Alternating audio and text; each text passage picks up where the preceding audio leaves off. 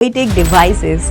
Students जब भी poetic devices पढ़ते हैं बहुत ज्यादा कंफ्यूज हो जाते हैं। अभी पोम के अंदर यूज किया जाता है, पोम को क्रिएटिव बनाने के लिए, पोम को और ज्यादा एंटरटेनिंग बनाने के लिए बॉलीवुड सॉन्ग्स की हेल्प से सीखें। सागर जैसी आंखों वाली ये तो बता तेरा नाम है क्या, रघुपति राघव राजा राम। अब आप इस सॉन्ग के अंदर देखेंगे तो रघुपति राघव राजा राम।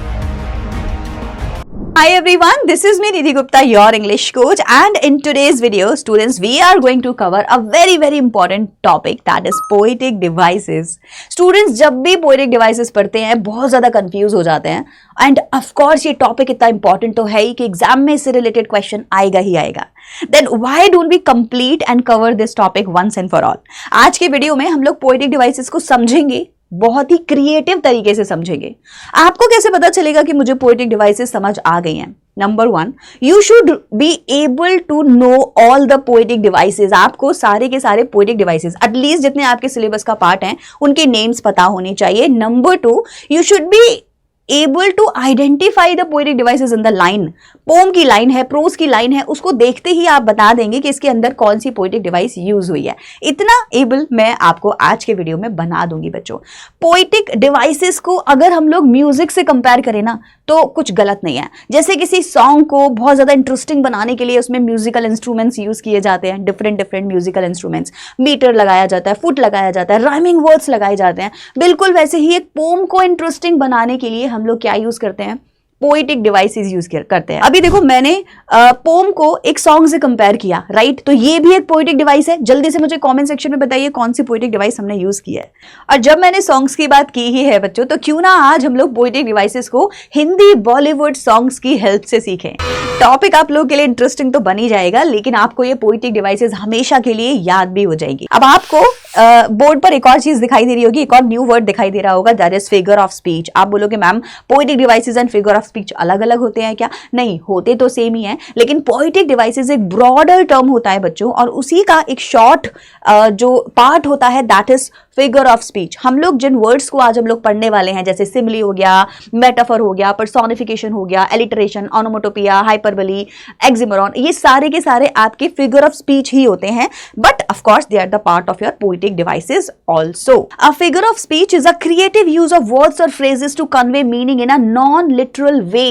किसी भी वर्ड के दो मीनिंग होंगे बच्चों, एक होगा लिटरल जो एक्चुअल वही है जो आप कहना चाहते हैं, एंड दूसरा होगा नॉन लिटरल। अब नॉन लिटरल को ही फिगरेटिव भी बोलते हैं, फिगरेटिव मीनिंग। वहीं से निकल कर आया आपका वर्ड फिगर ऑफ स्पीच। मान लीजिए आपको किसी की तारीफ करनी है तो आप बोलेंगे यू आर लुकिंग ब्यूटीफुल, लेकिन अगर आपने उसको बोल दिया you are looking like a moon, तो भाई आपकी बात को कहने का तरीका कैसा हो गया? एकदम फ्रेश हो गया, एक्सप्रेशंस के साथ हो गया, एंड कुछ क्रिएटिव हो गया। इसीलिए फिगर ऑफ स्पीच को किसी भी पोम के अंदर यूज किया जाता है। पोम को क्रिएटिव बनाने के लिए, पोम को और ज्यादा एंटरटेनिंग बनाने के लिए, उसके अंदर और ज्यादा एम्फसाइज लेके आने के लिए, मतलब अब अट्रैक्टिव पोम आपकी बन जाएगी, राइट? तो यही होता है use of figure of speech. कितनी फिगर ऑफ स्पीच आज हम लोग पढ़ने वाले हैं बच्चों, ये सारी आज हम लोग कवर करेंगे और बहुत अच्छे से समझेंगे। तो सबसे पहले हम लोग स्टार्ट करेंगे सिमिली के साथ बच्चों। सिमिली एक ऐसी पोएटिक डिवाइस है जिसके अंदर हम लोग दो अनलाइक ऑब्जेक्ट्स को कंपेयर करते हैं, दोनों में कोई सिमिलैरिटी नहीं है। जैसे आपने एक आइकॉनिक फेमस बॉलीवुड सॉन्ग सुना होगा, सागर जैसी आंखों वाली ये तो बता। इस सॉन्ग के अंदर आप नोटिस करेंगे बच्चों, सागर से कंपेयर किया गया है एक लड़की की आंखों को। बोलने का मतलब यह है कि जितना डीप एक सी होता है उतनी ही डीप तुम्हारी गहरी तुम्हारी आंखें हैं, राइट? कोई सिमिलैरिटी नहीं थी दोनों ऑब्जेक्ट्स में, लेकिन हमने उनको यूज किया।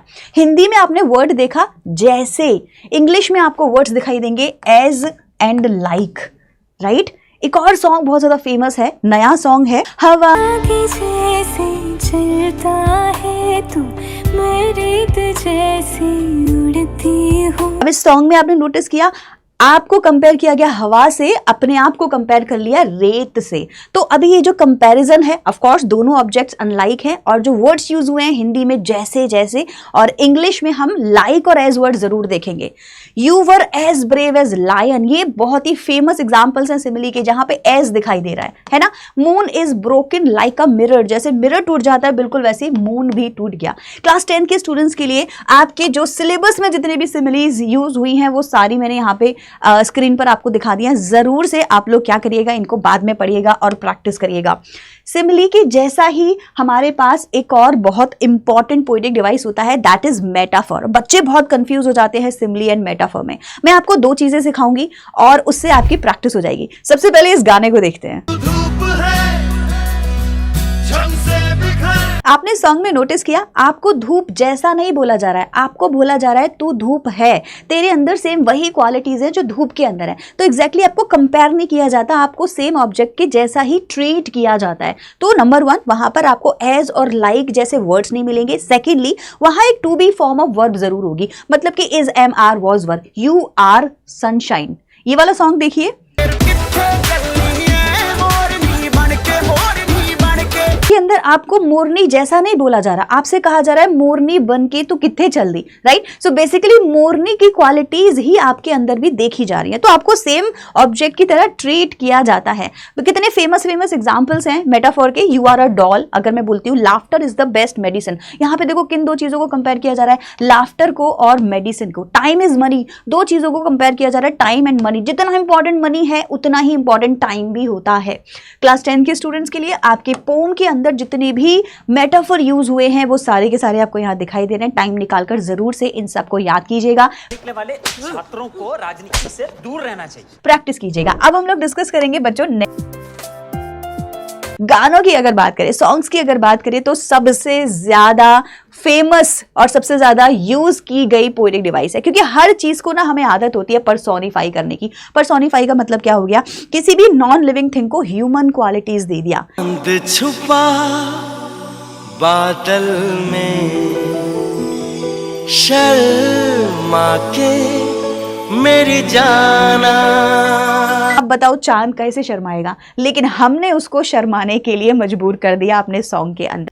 तो किसी भी नॉन लिविंग थिंग को ही ह्यूमन क्वालिटीज देना ही बच्चों क्या होता है, पर्सोनिफिकेशन होता है। एक और सॉन्ग देखिए,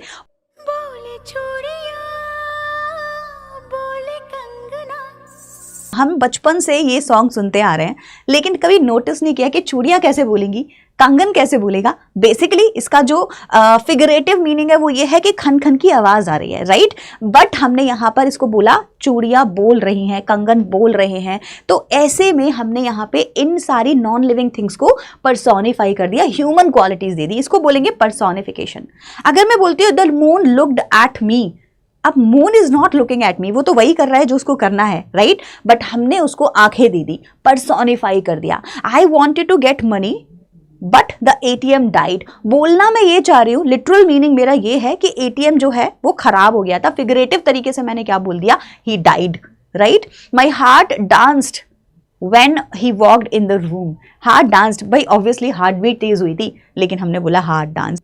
सो ऐसी ही इंटरेस्टिंग पोएटिक डिवाइस होती है पर्सोनिफिकेशन। आपको कोई ऐसा सॉन्ग याद आ रहा है जिसके अंदर हमने पर्सोनिफिकेशन को यूज किया है, जल्दी से मुझे कमेंट सेक्शन में लिखेंगे। और क्लास 10th के स्टूडेंट्स के लिए ये है सारी पोम के एग्जाम्पल्स जो आप लोगों ने पढ़ लेने हैं, जहां जहां पोएटिक डिवाइस पर्सोनिफिकेशन को यूज किया गया है। नेक्स्ट पोएटिक डिवाइस हम लोग पढ़ने वाले हैं बच्चों, दैट इज एलिटरेशन। आपको यहाँ पे बहुत सारे लेटर दिखाई दे रहे होंगे, मतलब कि इस पोएटिक डिवाइस के अंदर इन्हीं लेटर्स का काम है।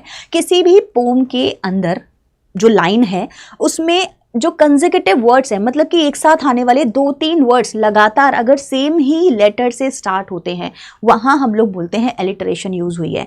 रघुपति राघव राजा राम। अब आप इस सॉन्ग के अंदर देखेंगे तो रघुपति, राघव, राजा, राम, ये चारों ही वर्ड्स रा से शुरू हो रहे हैं। तो कौन सी पोएटिक डिवाइस हुई, एलिटरेशन हुई। एलिटरेशन ना बच्चों एक रीडर के लिए और एक कस्टमर के लिए बहुत इंपॉर्टेंट पोएटिक डिवाइस है। रीडर के माइंड पर इंपैक्ट डालने के लिए या कस्टमर पर इंपैक्ट डालने के लिए ये जो एलिटरेशन इसको यूज किया जाता है। आप देखो कोई भी ब्रांड जिसमें 2 वर्ड्स हैं, मेजरली एक ही लेटर से शुरू करते हैं उनको। कोका कोला कितना फेमस एग्जांपल है, पेपा पिग बच्चों का एक कार्टून आता है, आपने देखा है पेपा पिग। अब बच्चों का अभी का छोड़ो, हम भी जब छोटे थे तो हम देखते थे मिकी माउस, डोनाल्ड डक, ये सारे के सारे जो वर्ड्स हैं, डबल जो भी जिसमें 2 वर्ड्स होंगे जिस भी वर्ड नेम में, वो अगर सेम लेटर से स्टार्ट हो रहा है तो हमारे माइंड पर वो इम्पैक्ट डालता है। ये होता है एलिटरेशन का मैजिक, राइट। सो एलिटरेशन पोएटिक डिवाइस आपको समझ आ गई। अब देखो ये तो आमिर खान का फेमस सॉन्ग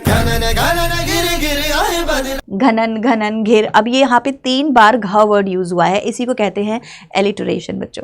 आई होप आप लोगों को ये अच्छे से समझ में आ गया होगा। क्लास 10th के स्टूडेंट्स के लिए एलिटरेशन बहुत ज़्यादा यूज हुआ है। सारे एग्जाम्पल्स मैंने आप लोगों को यहाँ पर दिखा दिए हैं, प्लीज़ इनको आराम से याद कीजिएगा। नेक्स्ट पोएटिक डिवाइस हम लोग डिस्कस करने वाले हैं बच्चों, दैट इज ओनोमोटोपिया। एग्जैक्टली क्या होता है इसके अंदर भाई, साउंड की बात होती है। जैसे हम लोग जाते हैं ना 3D 4D 5D, साउंड की बात होने लग जाती है रीडर को। अनिल कपूर का बहुत पुराना सॉन्ग है, आपने वो गाना सुना, कुकू कुकू, राइट। तो अब ये जो कू कू कू है क्या है, कोयल की आवाज निकालने की कोशिश की गई है सॉन्ग के अंदर। क्या हुआ, ये ओनोमोटोपिया हुआ। इसकी प्रोनाउंसिएशन का भी थोड़ा ध्यान रखेंगे, ये ओनोमेटोपोइया नहीं होता, ओनोमेटोपिया होता है, ठीक है। And onomatopoeia is a word that imitates the sound it represents. तो जो भी साउंड होगा उसको लिखा जाएगा, तो आपको वर्ड्स में लिखा हुआ दिखाई दे जाएगा, ठीक है। जैसे बजिंग, बूम, थम, इस तरीके के वर्ड्स आपको, चाइमिंग, चर्पिंग, ऐसे वर्ड्स आपको दिखाई देंगे। श्रद्धा कपूर का ये सॉन्ग किसने नहीं सुना। तो जो आवाज है वो किसकी है, पायल की भी आवाज है। जो पानी में हम जब छप छप करते हैं तो उसकी भी आवाज है, राइट। तो उसी आवाज को आपको दिखाया गया है। हमारी जो पोम है ना castor the dragon class 10th के लिए, वहां पर ये सारे वर्ड्स यूज किए गए हैं जो ओनोमेटोपिया दिखाते हैं। आइए चलते हैं नेक्स्ट पोएटिक डिवाइस की तरफ, दैट इज ऑक्सीमोरन। किस किस को आती है ये पोएटिक डिवाइस, भाई बड़ी इंटरेस्टिंग पोएटिक डिवाइस लगती है मुझे। किसी भी पोम की लाइन में अगर 2 ऑपोजिट वर्ड्स एक साथ प्लेस कर दिए जाएं उसको हम लोग ऑक्सीमोरन बोलते हैं। ये सॉन्ग सुनिए।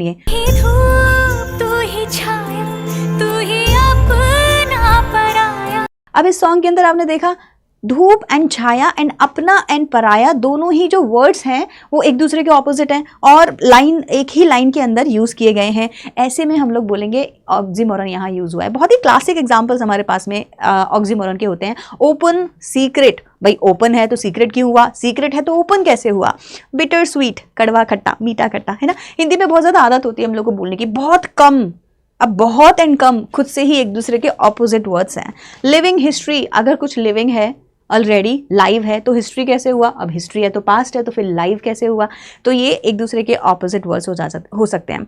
किसी भी सॉन्ग में अगर आप देखें रात और दिन, है ना, तो वो क्या हो जाएगा आपके लिए, एक ऑपोजिट ऑक्सीमोरन वहां पर यूज हो जाएगा। क्लास 10th के किस पोम के अंदर ऑक्सीमोरन यूज हुआ है, पेट ड्रैगन। ये जो है आपका tale of castor the dragon के अंदर ऑक्सीमोरन यूज किया गया है। पेट and dragon both are opposite, dragon can't be a pet, right।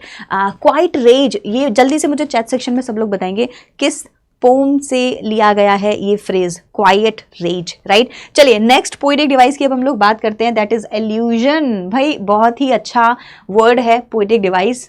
एल्यूजन को इल्यूजन वर्ड से प्लीज कंफ्यूज ना करें, एल्यूजन इज डिफरेंट, इल्यूजन भ्रम इज डिफरेंट। ये है एल्यूजन। एल्यूजन के अंदर हम लोग क्या करते हैं बच्चों, किसी भी फेमस पर्सनैलिटी या कोई भी फेमस कैरेक्टर जो ऑलरेडी प्रीवियस लिटरेचर में पढ़ा जा चुका है उसको उठाते हैं और अपने पोम के अंदर लेकर आते हैं, रेफरेंस ले लेते हैं, सो दैट जब मेरी पोम में वो वर्ड आए, सिंड्रेला वर्ड आए, रिपंजल वर्ड आए, स्नो वाइट वर्ड आए, तो आपको पता होगा कि भाई इस पर्सन की पुरानी स्टोरी हिस्ट्री क्या है, राइट। तो इसको कहते हैं एल्यूजन। इसका भी सॉन्ग मेरे पास में अवेलेबल है बच्चों, ये वाला सॉन्ग सुनिए। तो अब अमिताभ बच्चन एंड दिलीप कुमार सबको पता है अपने अपने टाइम के लेजेंड्स हैं। अब उनको अगर मैं किसी सॉन्ग के अंदर यूज कर रही हूँ तो मैंने सीधा सीधा क्या यूज कर लिया, एल्यूजन यूज कर लिया। क्लास 10th की पोम्स के अंदर काफी बार एल्यूजन वर्ड को यूज किया गया है, जैसे कि अमेंडा में रिपंजल वर्ड यूज हुआ है, how to tell wild animal में Asian lion and Bengal tiger को यूज किया है, tale of castor the dragon के अंदर भी पर्सिवल वर्ड यूज हुआ है, वो भी एल्यूजन का ही एग्जाम्पल है। I hope this is clear. Now we are going to cover the next poetic device, that is irony. क्या होता है irony बच्चों? Whenever a person says something or does something that departs from what they are doing is irony. मैं कह कुछ रही हूँ, कर कुछ रही हूँ, माइंड में कुछ चल रहा है, बता कुछ रही हूँ, होना कुछ है और हो कुछ रहा है, इसको हम लोग आयरनी बोलते हैं। थोड़ी कॉम्प्लिकेटेड होती है वैसे तो ये पोएटिक डिवाइस, लेकिन आपको सॉन्ग के थ्रू समझाएंगे तो आ जाएगा। आप लोगों ने सबने ये सॉन्ग सुना है, मैं का करूं राम मुझे पुट्ठा मिल। अब यहाँ पर वो जो लड़की है वो कह कुछ रही है और एग्जैक्टली है कुछ, वो चिढ़ा रही है अपने लवर को, राइट? मतलब वो कहना कुछ चाहती है और बोल कुछ और रही है, ऐसे में हम लोग बोलेंगे आयरनी यूज हुई है। क्लास 10th के पोम्स के अंदर भी आयरनी यूज हुई है। टाइगर इन अ जू is a very good example in this बच्चों। राइटर हमको बोलता है, जो पोइट है वो हमको बोलता है brilliant eyes of a tiger. Actually tiger की आईज तो सैड हैं और उसको हमने ब्रिलियंट मतलब कि ब्राइट आईज से बताया है, तो वो बोलना कुछ और चाह रहा है लेकिन वहाँ पे उसने ब्रिलियंट वर्ड यूज़ किया है, तो ये एक आयरनी दिखाता है। एन ग्रेगरी की लाइफ में भी बहुत आयरनी थी बच्चों। जब वो बोल रही हैं that I would colour my yellow hair, तो वो बोलना ये चाह रही हैं कि मैं अपने आप को पूरी तरीके से चेंज कर लूँगी, और वहाँ उन्होंने येलो हेयर वर्ड यूज़ किया है। This is also an example of irony. Next जो पोएटिक डिवाइस हम लोग पढ़ने वाले हैं बच्चों, उसको समझाने के लिए मुझे नहीं लगता हिमेश रेशमिया से अच्छा एग्जाम्पल कोई हो सकता है। 36 हिट इन्होंने अपने टाइम पर एक बार दिए थे, और इनके हर सॉन्ग के अंदर ना बस रेपिटेशन होता है। तेरा तेरा तेरा सुनो, तेरा तेरा तेरा, आपने नोटिस किया? तो ऐसे ही करते हैं ये, इनके हर वर्ड के अंदर क्या मिलेगा आपको? रेपिटेशन मिलेगा। इनका एक बहुत फेमस सॉन्ग था, एक बार जा जा जा जा। तो अब हमने देखा इस सॉन्ग के अंदर झलक दिखला जा, झलक दिखला जा, वैसे इन्होंने 2 बार बोला, उसके बाद में इन्होंने आजा आजा आजा को कई बार रिपीट किया। इसी को बोलते हैं रेपिटेशन। बहुत ही इजी पोएटिक डिवाइस है ये। आपके एग्जाम में आप लोग देखेंगे बहुत बार पोएटिक डिवाइस यूज़ की गई है। लिटिल लिटिल किसका है ये? कस्टर्ड द ड्रैगन का है ना। अमेंडा बार बार यूज़ हुआ था, तो वो अमेंडा के लिए हो गया। और आपको डेफिनेटली यहाँ पे सारे एग्जाम्पल्स दिखाई दे रहे होंगे जो क्लास 10 की पोम में यूज़ हुआ है। अब जो नेक्स्ट पोएटिक डिवाइस हम लोग कवर करने वाले हैं बच्चों, that is hyperbole. Hindi Bollywood songs hyperbole के बिना अधूरे हैं। जब तक हम लोग बात को बढ़ा चढ़ाकर नहीं कह देंगे, हम लोग अपनी बात को एक्सप्लेन कर ही नहीं पाएंगे। तो हाइपरबली के अंदर क्या होता है? बात को बढ़ा चढ़ाकर बोला जाता है। अब देखो, किसी की तारीफ करना है अच्छी बात है, लेकिन ये क्या बात हुई कि तुम उसको बोल रहे हो